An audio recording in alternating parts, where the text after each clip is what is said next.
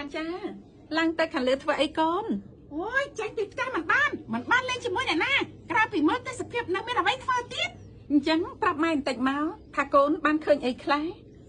បាទសួស្តីបងអូសួស្តីអូនបាទពុកម៉ែបងប្អូនប្រហែលជាធ្លាប់បានឮសលេងណាចាបាទហើយនេះគឺគាត់បានបញ្ចូលសលេងណាចាដែរក្នុងរោងកុនអូចាចាហើយនេះក៏បញ្ចូលសលេងណាចាដែរទាំងម្ដាយទាំងណាចាដែរណាចាបាទឥឡូវនេះចង់ឲ្យបង្ហាញសលេងណាចាអ្នកបន្តិចមើលចាបានអូនបានបាយទេចាំបានតើអូនទស្សនាទាំងអស់គ្នាបងប្អូនចាណាចាឡើងទៅខាងលើធ្វើអីកូនអូយចាញ់ពីផ្ទះមិនបានលេងជាមួយអ្នកណាក្រៅពីមើលទេសភាពនៅមានអ្វីធ្វើទៀតអញ្ចឹងប្រាប់ម៉ែបន្តិចមកថាកូនបានឃើញអីខ្លះ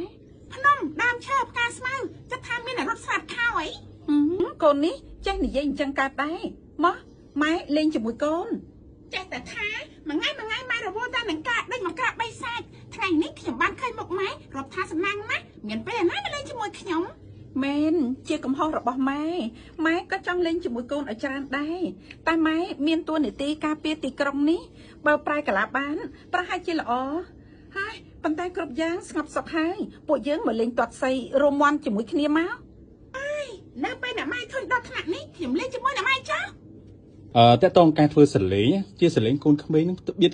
ហត់ចានយើងត្បៀតហ្មងឬក៏មិនត្បៀតខ្លាំងដែរអូនត្បៀតខ្លាំងព្រោះថាក្មេងអត់សូវច្រឡឹមអត់អីតែក្មេងច្រឡឹមត្រូវតែត្បៀតហើយវាឆាល់ទៀតអញ្ចឹងណាអូនបាទហើយមានការលំបាកបងលំបាកដែរអូនទៅធ្វើច្រើនឈឺកព្រោះវាត្បៀតណាបាទហើយឥឡូវចេះខ្ញុំសួរបងចង់ឲ្យបងនិយាយសលេងអាចារ្យឆ្លើយតបវិញតែម្ដងឆ្លើយតបអូនបាទតបយ៉ាងម៉េចឆ្លើយតបមិនទេឲ្យបងឆ្លើយបាញ់និយាយសលេងផ្ទាល់ទេកូនដាក់រោងណាអូនណាកូនរោងបាទកូនរោងចាបងគាត់ល្បីដូចណាចាបងសូរីណាគាត់ល្បីរឿងសូត្រកំណាព្យបងរ៉េនគាត់ល្បីរឿងណាចាទាត់សីអីអញ្ចឹងណាដល់ពេលបងដាក់រោងណាអូនបាទតែឥឡូវនេះចង់ឲ្យបងនិយាយចេះពេលខ្ញុំសួរបងឆ្លើយជាសលេងអាចារ្យមិនឆ្លើយសលេងផ្ទាល់អញ្ចឹងឯងបាទបច្ចុប្បន្ននេះបាទសម្រាប់ការងារចូលសលេងមានចិត្តខ្លាំងបងអូយបើមានញឹកដែរតា